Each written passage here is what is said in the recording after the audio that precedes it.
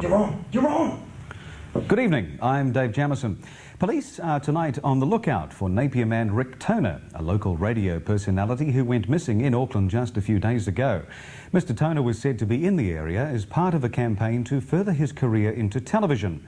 Considered by his workmates to be of little importance in the overall scheme of their operation, they said it was appropriate for him to go, really. Radio in New Zealand has suffered for long enough supporting the likes of he, and it's time television took over the responsibility. Indeed, the burden of taking care of such a sad little... I'm not sure I should say that word, really. Ahmed Mohammed has the story. Thank you, David. I'm Ahmed Mohammed for RTTV, and I'm standing outside the toilet block where Rick Toner was last seen. Well, that's not entirely true. He wasn't exactly seen here, but the smell was unmistakable. Rick Toner? Yeah, he's been here all right. Now, I can tell I'm an expert. You have a look back here behind me. Yeah, now, you see that? You see that? Around the inside cup of the bowl, do you see it? Yeah, that's Rick Toner all right. I've seen it before. That green colour, do you see it? Do you see it? Disgusting. Yeah, I've seen it before. That's definitely Rick Toner. Now, don't you come in here telling me I don't know my stuff. I'm telling you now, he's probably gone up to Auckland causing the same sort of crap up there. It wouldn't surprise me if he's gotten himself in a power of trouble for doing it too. I can tell you now, I'm sick to death of him getting publicity over all this sort of stuff too. And you guys are responsible. Rick Toner, don't talk to me about that son of a bench, misery guts, low down, girl smacking, dirty, stink-fisted, colon-sniffing, sandwich-eating, backstabbing, big-bottom bollock. Didn't you like Rick? Oh, gracious, no, he's a top bloke and just too busy to talk about it at the moment, you big Nancy-looking, fancy turban, gooey-eyed, good-for-nothing woman, groping fist-breath, armpit, stinking, bollock for brains idiot. Welcome back to 99.8 The Lizard. We'll be back in a moment with this important message from our sponsor. Over here, Mr. White with finger, please. So, Rick Toner. Rick Toner, very good employee of Extreme 100.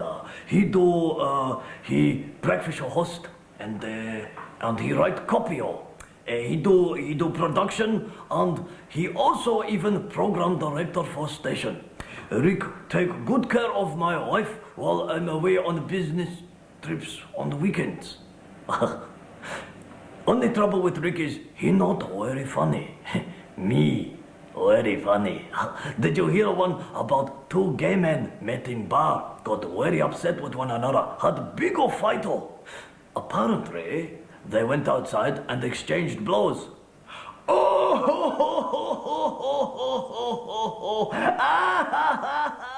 We spoke to some of Rick's family and friends to see if they could shed any light as to his whereabouts. Rick's ex-girlfriend had this much to say about him. All I know is the last time I saw him was about 3 months ago. I was hot.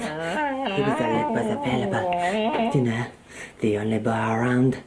I held him in my arms so tight I could feel something hard pressing against my leg. I was very excited and so hot. It turns out the hard thing in his pocket was a tape measure. He'd come into my shop to buy a suit. What sort of a geek brings his own tape measure anyway? Sniff. Mrs. Toner, was there something that you wanted to say to your son Rick? Yes. Rick, Sniff. Son, if you can hear me, son, remember that your dad and I love you very much. So, give yourself up, Rick. If you really did those things that those people say you did, they'll find you. And when they do some, they'll probably want to inflict unnecessary wounds on your wee pasty-faced white body. Sniff. Rick, if you can hear me, would you mind grabbing a bottle of milk on your way home? Your dad's dying for a cup of tea.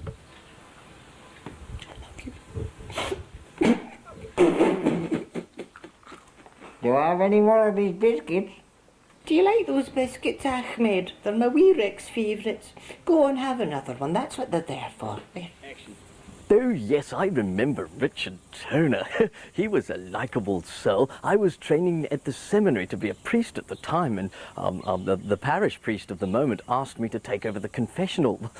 Well, I'd never done that before, and I'd had sort of several attempts throughout the day, and everything was going fine. Then I had a young lady come in, and she said that she'd had sex with a boy. Well, I didn't know what penance to give her, of course. I leaned out of the confessional and I saw Richard sitting down praying with his long black hair and his lovely altar boy gown. Oh, and I summoned him over. I said, Richard, what does a father usually give for sex? He says, a couple of cookies and a glass of milk, father. Come to think of it, he was a wretched little bastard. We asked people on the street if they had seen Rick. No, I haven't. Thank you. I have not seen him, senor. Excuse me, sir. Have you seen Rick Toner? No, You haven't seen him? no, Nowhere around here. no. Okay, thank you very much, sir. Rick, who? Get out of my face, man. I thought you were busting me for drugs. I'm trying to play basketball. Have you seen Rick Toner? No, I haven't. No, I haven't. Thank you very much, sir. Maybe me know him by his Indian name. Runs off at mouth. Have you seen Rick Toner? No. Okay, who are the pretty ladies with you in the car? All right, you people, up it. I don't care who you're looking for. I'm a police officer, and I don't have time to be looking for people. I said up it. Off you go. On your bike. Rick Toner, aye. Brilliant man and radio personality. Very friendly man and gifted with children and funny. My God, you should hear him sing. Brilliant. Absolutely brilliant. Right, do I get my money now or do I have to wait? I shouldn't have to do endorsements. Ahmed Mohammed, RTTV.